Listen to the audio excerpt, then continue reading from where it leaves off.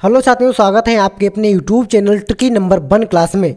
आज हम लेकर आए हैं आपके लिए 1 जनवरी 2022-23 का बजट पेश किया जा चुका है हमारे देश की वित्त मंत्री निर्मला सीतारमण के द्वारा। बजट में क्या क्या साथियों महत्वपूर्ण है, सभी जो महत्वपूर्ण टॉपिक है साथियों, हमने इस बजट से संबंधित क्वेश्चन लिए हैं जो आपके एग्जाम से संबंधित होंगे। तो आइए साथियों, बिना देरी के बढ़ते हैं क्लास की तरफ। और साथियों, अगर आप हमारे यूट्यूब चैनल पर नए हैं तो ट्रिकी नंबर 1 क्लासेस को सब्सक्राइब जरूर करें। जो भी साथियों इंपॉर्टेंट क्वेश्चन बनते हैं बजट से संबंधित, हमने वो सभी क्वेश्चन साथियों सेलेक्टेड और इम्पोर्टेंट आपके एग्जाम के बेस पर लिए हैं। और आज साथियों बढ़ते हैं बिना देरी किए हुए आज के पहले क्वेश्चन की तरफ। पहला क्वेश्चन है साथियों, केंद्रीय बजट 2022-23 संसद में किसने पेश किया है? तो साथियों राइट आंसर होगा option number B, Nirmala Sitharaman के द्वारा केंद्रीय बजट 2022-23 संसद में पेश किया गया है। दूसरा पॉइंट है, संसद में कितनी बार पेपरलेस बजट को पेश किया गया है? तो साथियों राइट आंसर होगा ऑप्शन नंबर बी, अब तक 2 बार संसद में पेपरलेस बजट को पेश किया जा चुका है, 2021 और साथियों 2022, यानी 2 बार निर्मला सीतारमण के द्वारा पेपरलेस बजट पेश किया जा चुका है। संसद में कुल मिलाकर 2 बार पेपरलेस बजट पेश किया गया है, पहली बार 2021 और दूसरी बार 2022 में। क्वेश्चन नंबर 3 है, बजट 2022 किस वित्तीय वर्ष के लिए पेश हुआ है? तो साथियों राइट आंसर होगा ऑप्शन नंबर ए, 22-23 के लिए, यानी 2022 और 2023 के लिए संसद में बजट को पेश किया गया है। केंद्रीय बजट 2022-23 संसद में कब पेश किया गया है साथियों? तो राइट आंसर होगा ऑप्शन नंबर सी, 1 फरवरी को साथियों केंद्रीय बजट यानी 22-23 का बजट है निर्मला सीतारमण के द्वारा 1 फरवरी को संसद में पेश किया गया है। 5वां क्वेश्चन है साथियों, संविधान के किस अनुच्छेद में बजट शब्द का प्रयोग हुआ है? तो साथियों राइट आंसर होगा ऑप्शन नंबर डी, इनमें से कोई नहीं, इनमें से कोई नहीं। क्वेश्चन नंबर 6 है साथियों, संविधान में बजट शब्द की जगह क्या प्रयोग हुआ है? तो सभी लोग क्वेश्चन नंबर 6 का राइट आंसर कर देंगे, संविधान में बजट शब्द की जगह क्या प्रयोग हुआ है? राइट आंसर होगा option number 6, sorry option number C, option number C, उपयुक्त में दोनों, एनुअल फाइनेंशियल स्टेटमेंट और वार्षिक वित्तीय विवरण, ए और बी साथियों दोनों ऑप्शन प्रयोग हुए हैं, तो राइट आंसर होगा option number C. Question number 7 है, वार्षिक वित्तीय विवरण का जिक्र संविधान के किस अनुच्छेद में है? तो राइट आंसर होगा ऑप्शन नंबर सी, अनुच्छेद 112 में वार्षिक वित्तीय विवरण का जिक्र है। राइट आंसर होगा ऑप्शन नंबर सी। 2022-23 की संपूर्ण जानकारी यानी बजट से संपूर्ण जानकारी साथियों जान लेते हैं किन किन चीज़ों पर बजट लागू किया गया है। पहला पॉइंट है साथियों, डिजिटल करेंसी पर बजट लागू किया गया है। वित्त मंत्री ने अपने बजट भाषण में ऐलान किया कि वित्त वर्ष 2022-23 के दौरान भारतीय रिजर्व बैंक डिजिटल करेंसी की शुरुआत करेगा। तो भारतीय रिजर्व बैंक साथियों ये डिजिटल करेंसी की शुरुआत करेगा, यानी जो आपका आरबीआई बैंक है ये डिजिटल करेंसी की शुरुआत करेगा। दूसरा पॉइंट है, इस डिजिटल करेंसी को निर्मला सीतारमण ने डिजिटल रूपी यानी डिजिटल रुपया कहा है। क्रिप्टो करेंसी एंड एनएफटी साथियों इस पर किस तरह काम करेगा? वित्त मंत्री निर्मला सीतारमण ने वर्चुअल डिजिटल एसेंट्स यानी क्रिप्टो करेंसी और नेफ्ट से होने वाली आय पर 30% की दर से टैक्स लगाने का ऐलान किया है। विकास दर पर किस तरह बजट पेश हुआ है? बजट 2022-23 में केंद्रीय वित्त मंत्री निर्मला सीतारमण ने कहा, भारत की विकास दर 9.27% रहने का अनुमान है और यह विकास दर बड़ी अर्थव्यवस्था में सबसे ज़्यादा है। आयकर पर किस तरह काम करेगा साथियों बजट? साथियों आप देख सकते हैं किस तरह से क्लास कितनी इम्पोर्टेंट है, इसमें सभी क्वेश्चन सेलेक्टेड और इम्पोर्टेंट लिए गए हैं एग्जाम के बेस पर। तो सभी साथी जो व्यक्ति यानी जो स्टूडेंट इस क्लास में नए जुड़े हैं तो वो चैनल को सब्सक्राइब जरूर करें। केंद्रीय वित्त मंत्री निर्मला सीतारमण ने बजट में इनकम टैक्स चुकाने वाले करदाताओं को कोई राहत नहीं दी। इस बजट में ना तो पर्सनल इनकम टैक्स की दरों में कोई रियासत मिली है और ना ही आयकर के स्लैब में कोई बदलाव किया गया है। रक्षा क्षेत्र में आत्मनिर्भर, इस पर किस तरह बजट बनाया गया है? वित्त मंत्री ने कहा कि रक्षा क्षेत्र में बजट का 68% हिस्सा भारतीय कंपनियों के लिए सुरक्षित होगा। यानी इस पैसे से देश की ही रक्षा कंपनियों से हथियार खरीदे जाएंगे। पीएम आवास योजना पर किस तरह बजट लगेगा 2022-23 का? वित्त मंत्री ने कहा कि पीएम आवास योजना के लिए 48,000 करोड़ आवंटित किए गए हैं। इस योजना के तहत 80 लाख नए मकान बनाए जाएंगे। डिजिटल यूनिवर्सिटी पर किस तरह काम करेगा 2022-23 का बजट? वित्त मंत्री ने देश में शिक्षा प्रदान करने के लिए एक डिजिटल यूनिवर्सिटी के गठन का प्रस्ताव रखा और इस यूनिवर्सिटी का निर्माण हब एवं स्पोक मॉडल के आधार पर किया जाएगा। कारपोरेट टैक्स में कमी। कारपोरेट टैक्स 18% से घटाकर 15% किया गया। कारपोरेट टैक्स पर सरचार्ज भी 12% से घटाकर 7% कर दिया गया है। शिक्षा से साथियों जान लेते हैं शिक्षा पर किस तरह बजट बना है। पीएमई विद्या के 1 क्लास 1 टीवी चैनल प्रोग्राम को 12 से बढ़ाकर 200 टीवी चैनल तक विस्तृत किया जाएगा। सभी राज्यों को इससे क्लास 1 से 12 तक क्षेत्रीय भाषाओं में पूरक शिक्षा देने में मदद मिलेगी।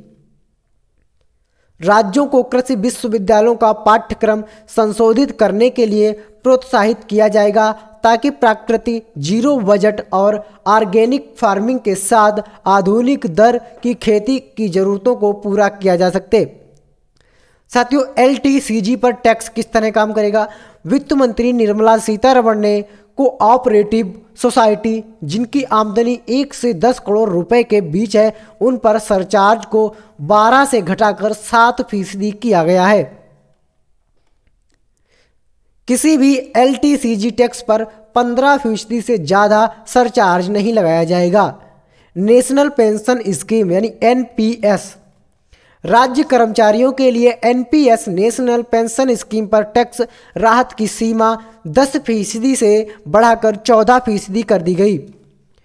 60,000 नई नौकरियां यानी वित्त मंत्री निर्मला सीतारमण का कहना है कि पीएलआई स्कीम को अच्छी सफलता मिली है। इससे अगले 5 साल में 60 लाख नई नौकरियां पैदा होने की संभावना है। बजट के दौरान विकास के 4 पिलर बताए हैं साथियों, कौन कौन से हो जाएंगे वो? वित्त मंत्री ने बजट के दौरान विकास के 4 पिलर गिनाए हैं जिनमें से 1 साल में 25,000 किलोमीटर हाईवे बनाना है, हेल्थ इंफ्रा को मजबूत करना है, 25 साल के लिए ग्रोथ का ब्लूप्रिंट तैयार करना शामिल है। Import duty. कैपिटल गुड्स पर इंपोर्ट ड्यूटी में मिल रही छूट हटाई गई। कैपिटल गुड्स इंपोर्ट पर अब 7.5% की दर से इंपोर्ट ड्यूटी लगेगी। 2022-23 को अंतर्राष्ट्रीय मोटा अनाज वर्ष यानी वित्त मंत्री निर्मला सीतारमण ने कहा कि सरकार 2022-23 में न्यूनतम समर्थन मूल्य पर यानी एमएसपी गेहूं और धान की खरीद के लिए 2.37 लाख रुपए भुगतान करेगी। केंद्रीय बजट पेश करते हुए 2022-23 को अंतर्राष्ट्रीय मोटा अनाज वर्ष के रूप में मनाने की घोषणा की गई। 5G spectrum. वित्त मंत्री ने कहा कि 2022 में 5G स्पेक्ट्रम की नीलामी करेगी, लेकिन 5G सेवा 2023 में शुरू होगी और साथ ही यह भी ऐलान किया गया कि 2025 तक देश के सभी गांवों तक ऑप्टिकल फाइबर पहुंच जाएगा। रेलवे और वंदे भारत एक्सप्रेस। गति शक्ति योजना के तहत वित्त मंत्री ने रेलवे के लिए भी बड़ा ऐलान किया है। अगले 3 सालों में नई पीढ़ी की 100 वंदे भारत ट्रेनें विकसित की जाएंगी। वह इस दौरान 100 नए कार्गो टर्मिनल का भी निर्माण किया जाएगा। स्थानीय कारोबार को बढ़ावा देने के लिए एक स्टेशन एक उत्पाद की सोच को बढ़ावा दिया जाएगा। पीपीपी मॉडल से रेलवे का विस्तार किया जाएगा। पूर्वोत्तर के विकास। वित्त मंत्री ने इस बजट में पूर्वोत्तर के विकास के लिए 1500 करोड़ रुपए आवंटित किए गए हैं। राजकोषीय घाटा। वित्त वर्ष 2021-22 में राजकोषीय घाटा 6.9%, 2022-23 में 6.4% रहने का अनुमान लगाया गया है। वर्चुअल डिजिटल असेस्ट यानी वर्चुअल डिजिटल असेस्ट से आमदनी पर 30% टैक्स लगेगा। तरासे और पालिश हीरे रत्नों पर सीमा शुल्क घटाकर 5% कर दिया गया। पूर्वोत्तर के विकास के लिए नई योजना पीएम विकास पहल चालू की गई। डिजिटल भुगतान को बढ़ावा देने को शुरू होंगे 75 डिजिटल बैंक। सूक्ष्म लघु एवं मझोले उद्यमों की रेटिंग के लिए 6,000 करोड़ रुपए के कार्यक्रम को अगले 5 वर्षों में लागू किया जाएगा। क्वेश्चन नंबर 8 है साथियों, तो ये रहा जो भी है जिन जिन पर बजट 2022 लागू किया गया, सारे इंपॉर्टेंट क्वेश्चन साथियों हमने इसमें डिस्कस किए हैं। बनते हैं साथियों कुछ इंपॉर्टेंट क्वेश्चन, वो भी देख लेते हैं। सभी एग्जाम बेस पर सभी इंपॉर्टेंट क्वेश्चन लिए गए हैं, तो सभी लोग एक बार क्लास को सब्सक्राइब जरूर करें जो भी नए व्यक्ति हैं। क्वेश्चन नंबर 8 है, हमारे देश की पहली पूर्णकालिक महिला वित्त मंत्री कौन बनी है? तो साथियों राइट आंसर होगा option number D, Nirmala Sitharaman ये पहली पूर्णकालिक महिला वित्त मंत्री बनी है। हमारे देश की पहली महिला वित्त मंत्री कौन है साथियों? क्वेश्चन नंबर 9 राइट आंसर होगा option number D A, Indira Gandhi Bharat की पहली वित्त मंत्री महिला है। बजट में क्या होता है साथियों? क्वेश्चन नंबर 10 है, बजट में क्या होता है? तो राइट आंसर होगा उपयुक्त सभी, यानी सरकार की आमदनी और प्रस्तावित योजनाओं पर होने वाले खर्च का विवरण, सरकार की कमाई और खर्च का ब्यौरा, मंत्रालयों को उनके खर्च के लिए धनराशि का आवंटन, यानी सभी क्या होता है, ये तीनों विवरण जो बताए गए हैं ए बी सी में, तीनों विवरण बजट में होते हैं। तो राइट आंसर होगा option number D. Question number 11 है, लगातार चौथी बार बजट पेश करने वाली पहली महिला वित्त मंत्री कौन बनी है? तो राइट आंसर होगा option number A, Nirmala Sitharaman लगातार 4 बार बजट पेश कर चुकी हैं।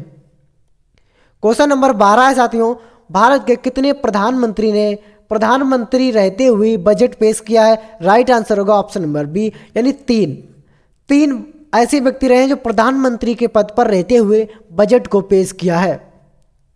क्वेश्चन नंबर 13 है, भारत के किन 3 प्रधानमंत्री ने प्रधानमंत्री रहते हुए बजट पेश किया है? तो राइट आंसर होगा ऑप्शन नंबर डी, उपयुक्त सभी, यानी जवाहरलाल नेहरू, राजीव गांधी और इंदिरा गांधी तीनों लोगों ने प्रधानमंत्री के पद पर रहते हुए बजट को पेश किया था। स्वतंत्र भारत का पहला बजट किसने पेश किया है? तो सभी लोग राइट आंसर देंगे। स्वतंत्र भारत का पहला बजट किसने पेश किया है? राइट आंसर होगा ऑप्शन नंबर ए, आर के शनमुखम चेट्टी के द्वारा पहला बजट, स्वतंत्र भारत का पहला बजट पेश किया गया था।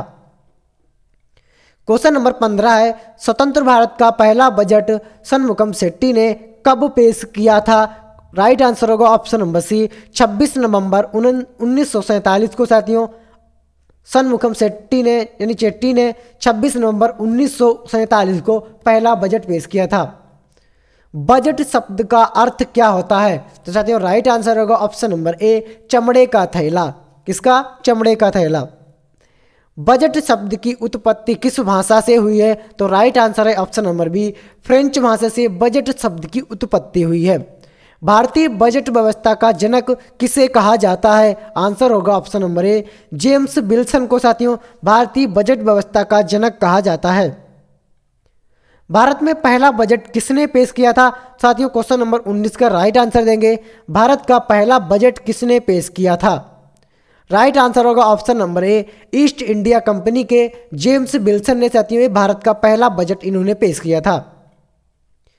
भारत में पहली बार बजट कब पेश किया गया था? तो राइट आंसर होगा ऑप्शन नंबर ए, 18 फरवरी 1860 को। 18 फरवरी 1860 को भारत का पहला बजट पेश किया गया था। गणतंत्र भारत का पहला बजट किसने पेश किया था? तो राइट आंसर होगा साथियों option number A, John Mathai ने। जॉन मथाई ने साथियों गणतंत्र भारत का पहला बजट पेश किया था।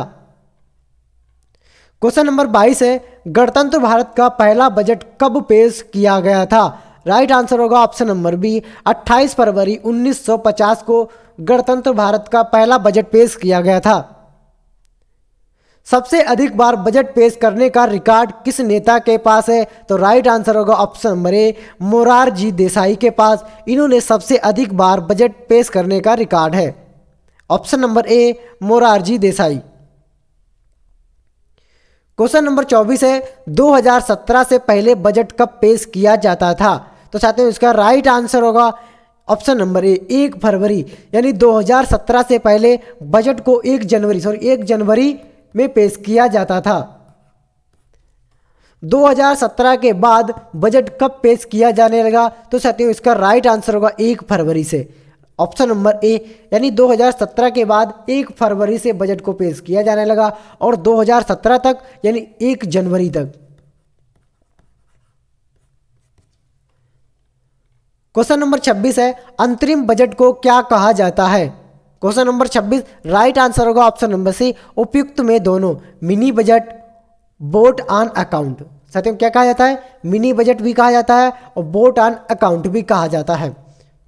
तो साथियों आपको हमारी क्लास कैसी लगी कमेंट करके हमको ज़रूर बताएं। ये साथियों आपका 2022 और 2023 का साथियों बजट था, जो हाल ही में यानी 1 फरवरी को निर्मला सीतारमण के द्वारा संसद में पेश किया गया, यानी सदन में पेश किया था।